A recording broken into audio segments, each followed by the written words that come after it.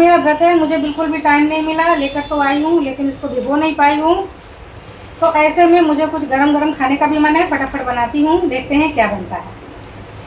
लेकिन आपको पता ही है कि मैं टी लवर हूँ। कुछ लोग इसको नशेड़ी भी कहते हैं, पता नहीं क्यों कहते हैं, कहना नहीं चाहिए। तो सबसे पहले मैं चाय पी लेती हूँ, थोड़ी सी एनर्जी आ जाएगी। आ जाइए आप भी चाय पीने। बड़ा अच्छा लग रहा है, जब भूख में कुछ मिलता है तो मज़ा आ जाता है। और मैं अदरक अपनी चाय में थोड़ी ज़्यादा डालती हूँ, कूट कूट के ढेर सारी अदरक डालती हूँ। तो मुझे अदरक वाली चाय बहुत पसंद है। फ्रेंड, आपको कैसी चाय पसंद है मुझे कमेंट में लिख कर बताइए। तो चाय पीकर मैं लगती हूँ काम पर। ये कटोरी हमने ले ली है छोटी सी, इतना हम साबूदाना लेते हैं, बाकी का साबूदाना हटा देते हैं। तो ये देखिए एक छोटी कटोरी साबूदाना है। ये केवल मेरा ही व्रत है तो मुझे थोड़ा सा ही बनाना है। तो ये साबूदाने को मैं एक टॉवल के ऊपर डाल लेती हूँ और बहुत अच्छे से रगड़ रगड़ के इसको मैं पोंछ लेती हूँ। मुझे धोना नहीं है। इस तरह से जो भी बारीक डस्ट होगी वो निकल जाएगी। तो साबूदाना बिल्कुल साफ़ हो गया है, वैसे ही ये साफ़ ही था। तो अब हम इसको निकाल लेते हैं और अब इस साबूदाना को हम डायरेक्ट पैन में डाल देते हैं। साबूदाना को हमें ड्राई रोस्ट करना है।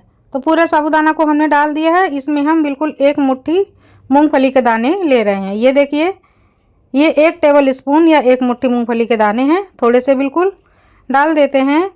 और अब हम दोनों चीज़ों को एक साथ ड्राई रोस्ट कर लेते हैं। स्लो फ्लेम पर हम ड्राई रोस्ट करेंगे, फ्लेम को फास्ट नहीं करेंगे। और ये देखिए इस तरह से उलट कर पलट कर हमने बहुत अच्छे से ड्राई रोस्ट कर लिया है। और अब हम एक मूंगफली के दाने को उठाते हैं और हाथ से रगड़ के देख लेते हैं, इसका छिलका आसानी से निकल रहा है। बस इतना ही हमें भूनना है, इससे ज़्यादा नहीं। तो अब हम गैस को बंद कर देते हैं, इसी पैन में छोड़ देते हैं। और अब हम ले रहे हैं एक मिक्सर का जार, इसमें हम डाल रहे हैं कुछ चटनी की सामान। तो यहाँ पर हमने 2 तीखी वाली मिर्चें ले ली, थोड़ा सा नारियल का टुकड़ा ले लिया, ये ताज़ा वाला नारियल है। और 2 सादी मिर्चें ले ली, ये तीखी नहीं है लेकिन फ्लेवर अच्छा आएगा। धनिया पत्ती ले ली और अब 1 इंच अदरक का टुकड़ा, इसको भी डाल देते हैं। अब हम इसमें डालते हैं मूंगफली के दाने। तो ये रोस्ट किए हुए मूंगफली के दाने थे, इनको हमने कूट करके रोस्ट करके पहले ही रखा हुआ था, तो उनको यूज़ कर लेते हैं। अब हम डालते हैं 1 चम्मच जीरा और स्वाद के अनुसार नमक।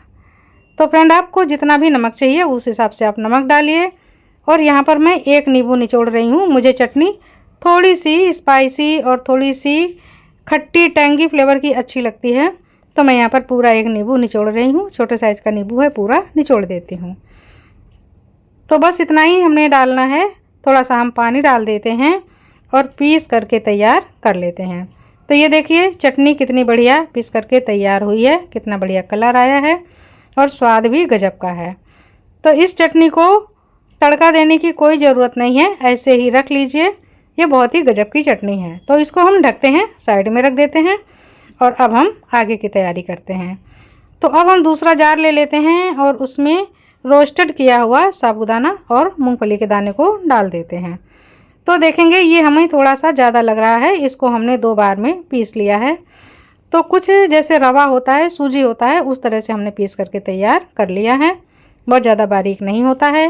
अब हम इसमें 2 कटोरी पानी डाल देते हैं, मतलब एक पैन में 2 कटोरी पानी डाल देते हैं और पानी को हम तेज़ गरम कर लेते हैं। तो इधर हमने पानी भी गर्म होने के लिए चढ़ा दिया है और जैसे ही पानी गर्म हो जाएगा वैसे ही हम इसको बंद कर देंगे। तो बबल्स आ गए हैं, पानी काफ़ी गर्म हो गया है। और ये जो पिसा हुआ साबूदाना है इसमें हम हरी मिर्चें डाल देंगे, अदरक का टुकड़ा डाल देंगे बारीक कट करके, थोड़ा सा जीरा डाल देंगे, जीरे से फ्लेवर बहुत अच्छा आ जाता है। और ये काली मिर्च का पाउडर बिल्कुल थोड़ा सा डाल दिया और स्वाद के अनुसार नमक डाल दिया और खूब सारी हरी धनिया डाल देंगे। धनिया का फ्लेवर बहुत अच्छा लगता है। इसमें भी थोड़ा सा नींबू निचोड़ देते हैं। तो यहाँ 1 टीस्पून जितना नींबू का रस हमने निचोड़ दिया है। और अब यही जो गर्म पानी है, इसी पानी से हम बैटर को तैयार करते हैं। तो गर्म पानी हमने इसलिए किया है कि साबूदाना के दाने हैं ये जल्दी फूल जाएंगे, नहीं तो थोड़ा सा वक्त लग जाएगा। तो ये देखिए कुछ इस तरह से हमने घोल लिया है और ये काफ़ी थिक बैटर है और इसको हम 5 से 10 मिनट के लिए छोड़ देते हैं। तो 5 मिनट ही काफ़ी है, इसको साइड में रख देते हैं। और अब हम देखते हैं कि साबूदाना कितना फूला है। तो हम चम्मच से हिला लेते हैं, ये देखिए बिल्कुल जम सा गया है। काफ़ी थिक हो गया है, यानी कि फूल गया है और पानी समा गया है और बिल्कुल सॉफ्ट हो गया है। तो इसीलिए हमने पीसा था, क्योंकि मैं भिगो नहीं पाई थी। तो अब थोड़ा सा और पानी डाल देती हूँ। आप चाहें तो रूम टेम्परेचर का पानी डाल दीजिए, चाहें तो गुनगुना पानी। और इसका हम एक डोसे की तरह बैटर बना करके तैयार करते हैं। तो डोसे का थोड़ा सा और पतला होता है, ये उससे थोड़ा सा गाढ़ा बैटर हमने बनाया है। और अब हम पैन चढ़ा देते हैं, अच्छे से ग्रीस कर लेते हैं कुकिंग ऑयल लगाकर। अगर आप घी खाते हैं तो घी लगा लीजिए, और कोई भी ऑयल खाते हैं तो ऑयल लगा लीजिए। थोड़ा सा पानी डाल देते हैं टेम्परेचर को मेंटेन करने के लिए, और अच्छे से ब्रश से घुमा लेते हैं एक बार, जिससे कि पूरे तवा में टेम्परेचर एक जैसा हो जाए। और अब हम बैटर को फैला देते हैं।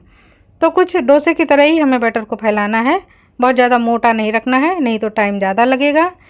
और एक बात ध्यान रखने की है कि ये जो साबूदाना होता है ये स्टिकी होता है, इसमें टाइम बहुत लगता है, पेशेंस के साथ काम करना होगा।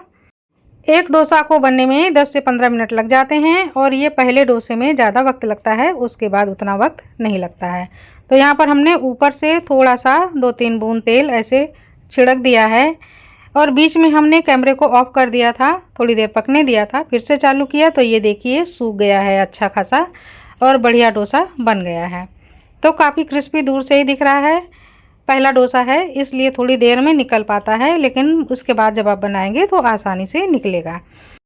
फ्लेम को रखना है मीडियम टू हाई पर। अब दोनों तरफ से थोड़ा थोड़ा सा तेल लगा देंगे या घी लगा देंगे, और उलट पलट करके पका लेंगे।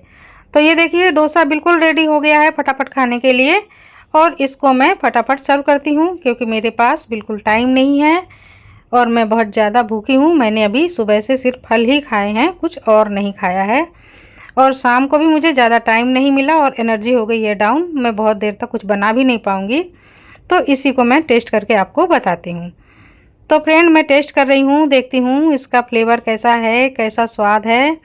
तो आओ, कुरकुरा सा डोसा है, बहुत अच्छा है। आप एक एक बनाते जाइए और एक एक खाते जाइए, खिलाते जाइए।